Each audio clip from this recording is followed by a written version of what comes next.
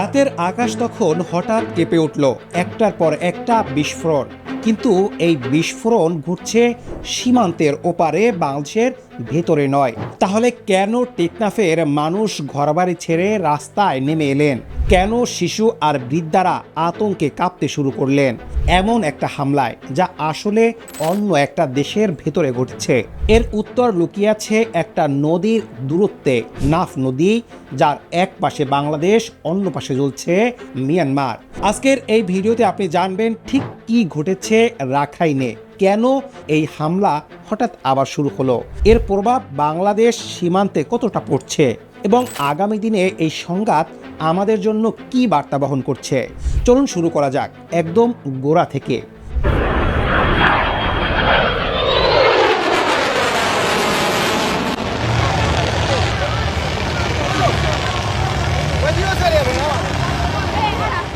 প্রথমে সহজভাবে বুঝে নেওয়া যাক ঘটনাটা আসলে কি। মিয়ানমারের রাখাইন রাজ্যে দুটি পক্ষ দীর্ঘদিন ধরে লড়ছে। একদিকে দেশটির সামরিক জান্তা সরকার, অন্যদিকে জাতিগত সশস্ত্র গোষ্ঠী আরাকান আর্মি। ধরুন একটা বাড়ির দুই ভাইয়ের মধ্যে সম্পত্তি নিয়ে লড়াই চলছে, আর সেই লড়াইয়ের আওয়াজ পাশের বাড়িতেও শোনা যাচ্ছে। বাংলাদেশের টেকনাফে ঠিক সেই পাশের বাড়ির মতো অবস্থানে আছে।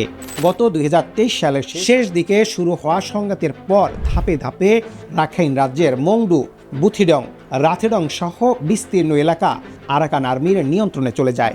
এই এলাকাগুলোর ঠিক বিপরীতে অবস্থান করছে বাংলাদেশের টেকনাফ, উখিয়া আর বান্দরবনের নাইখংছড়ি। কিন্তু এই হামলা এখন কেন গুরুত্বপূর্ণ হয়ে উঠল? কারণ এটা কোনো নতুন সংঘাত নয়, এটা এক দীর্ঘ নিরাপত্তা ভাঙার ঘটনা। প্রায় 7 মাসের বিরতির পর বাংলাদেশ সীমান্ত ঘেঁষা মিয়ানমারের রাখাইন রাজ্যে আবারও বিমান হামলা চালিয়েছে দেশটির সামরিক জান্তা বাহিনী। শেষবার এমন তীব্র সংঘর্ষ দেখা গিয়েছিল গত বছরের ডিসেম্বরে। তারপর মাসের পর মাস অনেকটা শান্তি ছিল সীমান্তে। বুধবার রাতের হামলা সেই শান্তি ভেঙে দিল। আর এখানেই লুকিয়ে আছে এই খবরের আসল গুরুত্ব।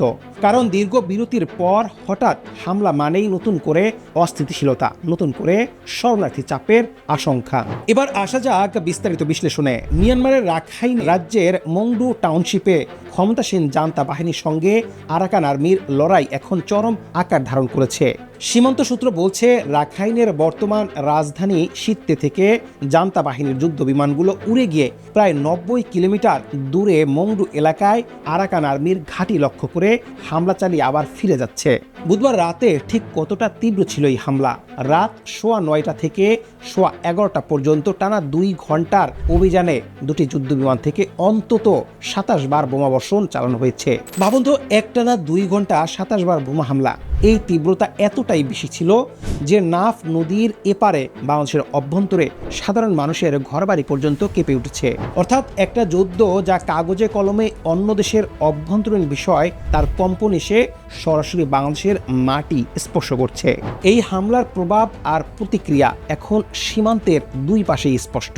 টেকনাফের বাসিন্দারা বলছেন, দীর্ঘদিন পরিস্থিতি শান্ত থাকার পর সীমান্তবর্তী বাংলাদেশের জনপদে বিমান হামলা ও গোলাবর্ষণের প্রভাব অনুভূত হচ্ছে। বিশেষ করে শিশু ও বয়স্কদের মধ্যে আতঙ্ক বিরাজ করছে। প্রশাসনও নিশ্চুপ বসে নেই। টেকনাফের ইউএনও SM অনিক চৌধুরী জানিয়েছেন, মিয়ানমারের অভ্যন্তরে সংগঠিত বিস্ফোরণের বিকট শব্দ টেকনাফ সীমান্ত এলাকায় স্পষ্টভাবে শোনা গেছে এবং প্রশাসন সার্বিক পরিস্থিতি নিবিড়ভাবে পর্যবেক্ষণ করছে। এদিকে বর্ডার গার্ড বাংলাদেশও নিরাপত্তা জোরদার করছে।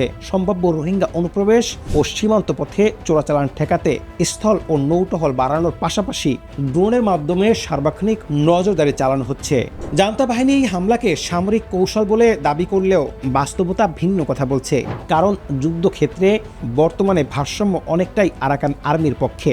দীর্ঘ 11 মাসের রক্তক্ষয়ী যুদ্ধের পর রাখাইন রাজ্যের মংডু ও বুথিডাং এবং রাথেডং সহ প্রায় 80% অঞ্চলের নিয়ন্ত্রণ নিজেদের হাতে নিয়ে নিয়েছেন আরাকান আর্মি। আর বর্তমানে শুধু রাজধানী সিত্তে এলাকাটি মিয়ানমারের সরকারি জান্তা বাহিনীর নিয়ন্ত্রণে রয়েছে।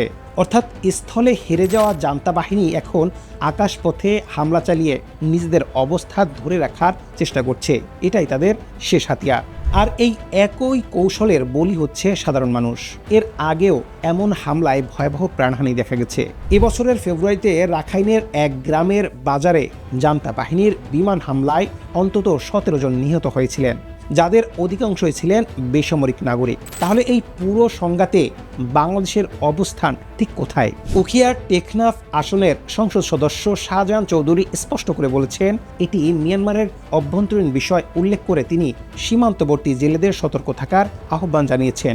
পাশাপাশি রোহিঙ্গাদের সম্ভাব্য অনুপ্রবেশ ঠেকাতে আইন শৃঙ্খলা বাহিনীকে সর্বোচ্চ সতর্ক থাকার আহ্বান জানিয়েছেন। অর্থাৎ বাংলাদেশ এই যুদ্ধে কোনো পক্ষ নিচ্ছে না, কিন্তু নিজেদের সীমান্ত সুরক্ষায় কোনো ঝুঁকি নিতেও রাজি নয়। এই ভারসাম্য বজায় রাখাটাই এখন কূটনৈতিক চ্যালেঞ্জ। কারণ একদিকে মানবিক দিক থেকে সীমান্ত খোলা রাখার চাপ, অন্যদিকে ইতিমধ্যে বিশ্বের সবচেয়ে বড় শরণার্থী শিবির বহন করা বাংলাদেশের ক্ষমতার সীমার বাহিরে।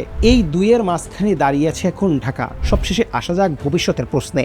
মিয়ানমারের এই গৃহযুদ্ধ কোনো নতুন গল্প নয়। 2021 সালের সামরিক অভ্যুত্থানের পর থেকে শুরু হওয়া দেশব্যাপী রক্তক্ষয়ী গৃহযুদ্ধে এ পর্যন্ত 1 লাখেরও বেশি মানুষ প্রাণ হারিয়েছেন। রাখাইনের এই সংঘাত থামানোর কোনো স্পষ্ট লক্ষণ নেই, বরং জান্তা বাহিনী যতই স্থলে দুর্বল হচ্ছে ততই আকাশপথে আগ্রাসী হয়ে উঠছে। আর প্রতিটি নতুন হামলার সঙ্গে বাড়ছে বাংলাদেশ সীমান্তের নতুন করে রোহিঙ্গা ঢালের আশঙ্কা। প্রশ্ন হলো, বাংলাদেশ কতদিন এই ভারসাম্যের কূটনীতি ধরে রাখতে পারবে? আর যদি সত্যি নতুন করে লাখো লাখো মানুষ সীমান্ত পার হতে চায়, তখন আমাদের প্রস্তুতি আসলে কতটা যথেষ্ট? এই প্রশ্নের উত্তর আগামী দিনের ঘটনা প্রবাহেই বলে দিবে।